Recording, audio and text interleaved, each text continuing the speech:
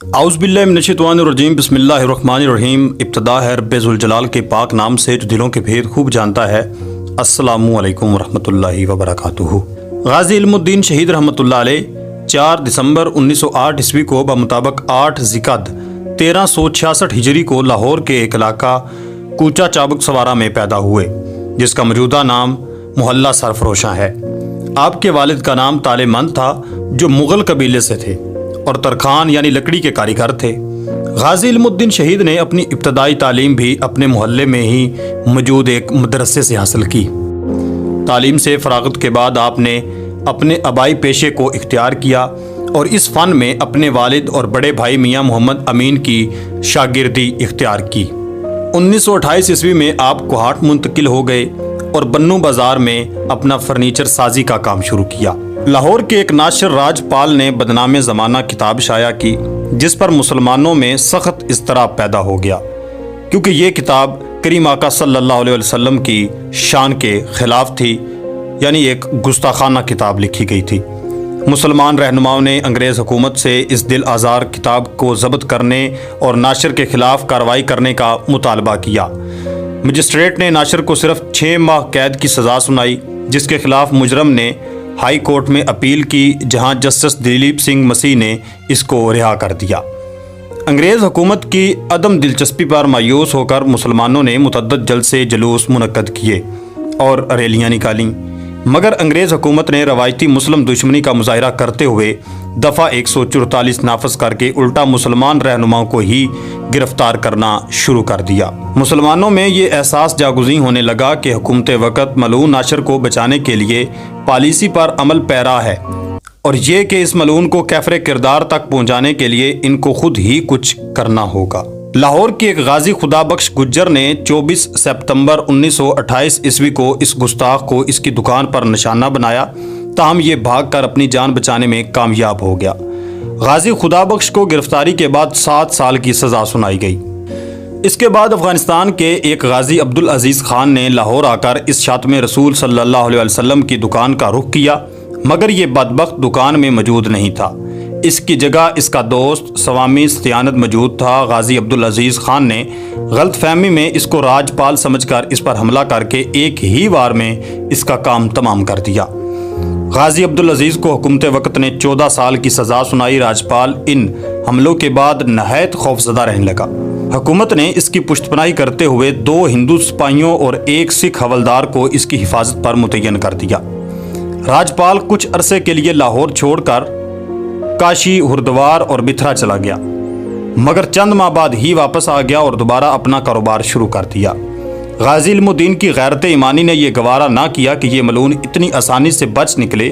आपने इसको इसके अंजाम तक पहुंचाने का फैसला कर लिया।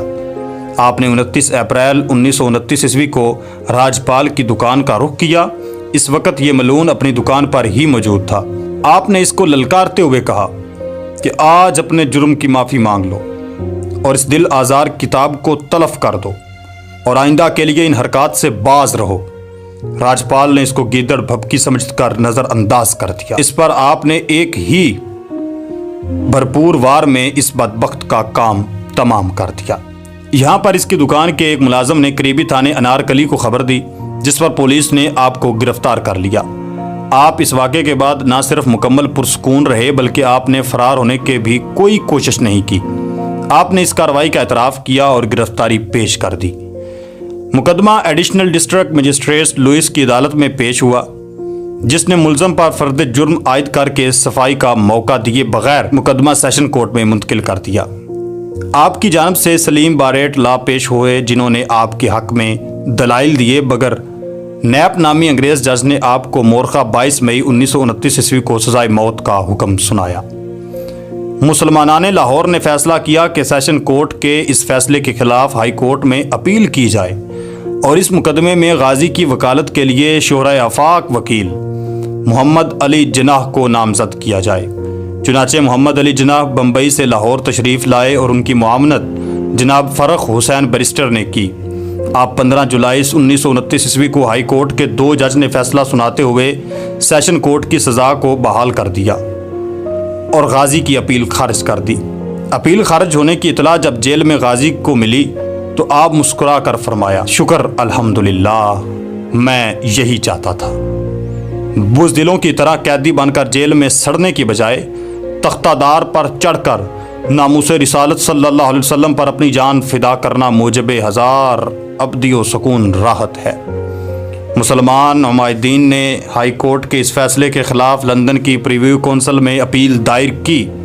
اس اپیل کا مسودہ محمد علی جناح کی زیر نگرانی تیار کیا گیا، مگر انگریز حکومت جو ایڈیشنل سیشن کورٹ سے ہائی کورٹ تک مسلم دشمنی کا مسلسل مظاہرہ کرتی آئی تھی، اس نے اپیل کو بھی رد کر دیا۔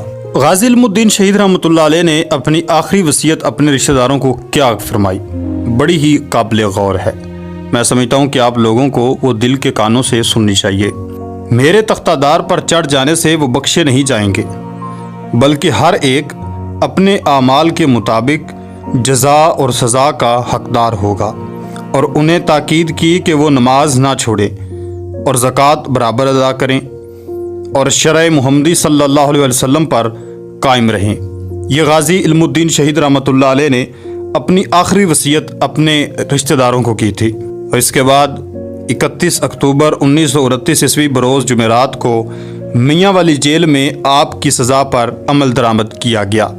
آپ کی شہادت کے بعد انگریز حکومت نے آپ کے جسد خاکی کو قبضے میں رکھا اور کسی نامعلوم مقام پر سپرد خاک کر دیا، جس پر شدید احتجاجی لہر اٹھ۔ 4 نومبر 1929 عیسوی کو مسلمان رہنماؤں کے ایک وفد، جن میں ڈاکٹر علامہ محمد اقبال، سر محمد شفیع، مولانا عبدالعزیز، سر فضل حسین، خلیفہ شجاع، میاں امیر الدین، مولانا غلام محی الدین قصوری شامل تھے، نے گورنر پنجاب سے ملاقات کی اور جسد خاکی کی حوالگی کا مطالبہ کیا۔ گورنر نے شرط عائد کی کہ اگر مذکورہ رہنما پرامن تدبیر کے ذمہ داری اور کسی گڑبڑ کے نہ ہونے کے یقین دہانی کرائیں تو جسد خاکی مسلمانوں کے حوالے کیا جا سکتا ہے۔ مذکورہ وفد نے یہ شرط منظور کر لی اور 13 نومبر 1929 عیسوی کو مسلمانوں کا ایک وفد سید مراتب علی شاہ اور مجسٹریٹ مرزا مہدی حسن کی قیادت میں میاں والی روانہ ہوا اور دوسرے روز جسد خاکی وصول کیا۔ موقع پر موجود لوگوں کا بیان یہ ہے کہ 2 ہفتے گزر جانے کے باوجود جسد خاکی میں ذرہ برابر بھی تعفن نہیں تھا اور جسد خاکی بالکل صحیح و سالم تھا۔ چہرے پر غسل کے پانی کے قطرے ایسے چمک رہے تھے جیسے ابھی غازی نے وضو کیا ہو، اور چہرے پر جلال و جمال کا حسین امتزاج تھا اور ہونٹوں پر مسکراہٹ تھی، کیونکہ شہید زندہ ہوتے ہیں۔ یہ اللہ تعالیٰ نے قرآن میں بھی ارشاد فرمایا ہے، وَلَا تَقُولُوا لِمَن يُقْتَلُ فِي سَبِيلِ اللَّهِ أَمْوَاتٌ بَلْ أَحْيَاءٌ وَلَٰكِن لَّا تَشْعُرُونَ، لیکن ہم شعور نہیں رکھتے۔ محکمہ ریلوے نے یہ جسد خاکی 15 نومبر 1929 عیسوی کو لاہور چھاؤنی میں 2 مسلم رہنماؤں علامہ اقبال اور سر محمد شفیع کے حوالے کیا۔ شہید کا جنازہ لاہور کی تاریخ کا سب سے بڑا جنازہ کہلاتا ہے۔ جنازے کا جلوس 5.5 میل لمبا تھا۔ نماز جنازہ یونیورسٹی گراؤنڈ میں ادا کی گئی۔ کم و بیش 6 لاکھ عشاق رسول صلی اللہ علیہ وسلم نے شرکت کی۔ ہندوستان میں مقیم جید علماء کرام، مشائخ عظام بھی کونے کونے سے رسول پاک صلی اللہ علیہ وسلم کے سچے عاشق کے آخری دیدار کے لیے لاہور تشریف لائے۔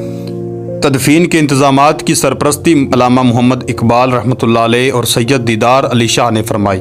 شہید کی پہلی نماز جنازہ قاری شمس الدین خطیب مسجد وزیر خان نے پڑھائی اور دوسری نماز جنازہ مولانا دیدار علی شاہ الورا نے پڑھائی۔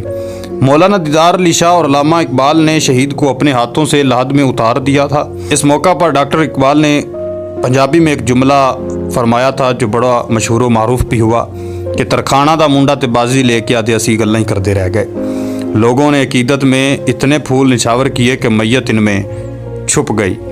لاہور میں بھاولپور روڈ کے کنارے میانی صاحب قبرستان میں ایک نمایاں مقام پر آپ کی آخری آرامگاہ موجود ہے۔ مزار کے چاروں طرف برآمدہ ہے اور مزار بغیر چھت کے ہے۔ مزار کے مشرق میں غازی کے والد محترم اور والدہ محترمہ کی بھی آخری آرامگاہیں موجود ہیں۔ ہم امید کرتے ہیں کہ ہماری آج کی ویڈیو آپ کے لیے کافی فائدہ مند ثابت ہوگی۔ اپنی قیمتی رائے کا اظہار نیچے کمنٹ سیکشن میں لازمی کیجیے گا۔ نیکسٹ ویڈیو تک اللہ نگہبان۔